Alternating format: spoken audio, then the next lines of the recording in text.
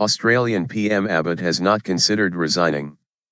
Australian Prime Minister Tony Abbott says he has not considered resigning, despite a slump in popularity and growing questions about his leadership. In a major policy speech, he confirmed the scrapping of a paid parental leave scheme, one of his signature policies.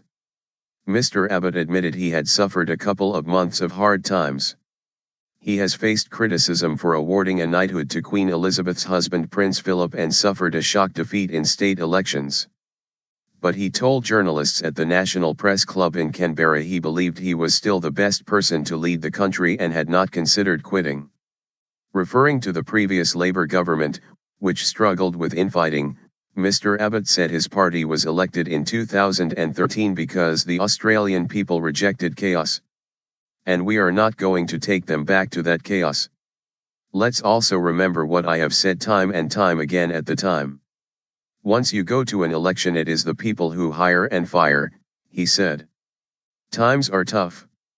He also said he had the full support of his deputy, Foreign Minister Julie Bishop. Julie's a friend of mine, Julie's my deputy. I believe I have her full support and I certainly look forward to continuing to have that. Ms. Bishop and Communications Minister Malcolm Turnbull have been suggested as possible contenders for his job, although both have publicly backed Mr. Abbott. Prime Minister Tony Abbott faces the media prior to speaking at the National Press Club.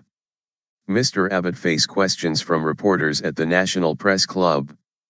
Australian Foreign Minister Julie Bishop, 2nd L, British Foreign Secretary Philip Hammond, C, and British Defence Secretary Michael Fallon. Julie Bishop, seen as a possible rival to Mr. Abbott, spent the day with British officials. On the paid parental leave scheme, Mr. Abbott said it was off the table as the country currently could not afford the scheme. I admire stay-at-home mums, as his wife Margie was when our children were young, but still firmly believe in the need for a better paid parental leave scheme to maximize my daughter's choices to have a career and to have a family too, he said.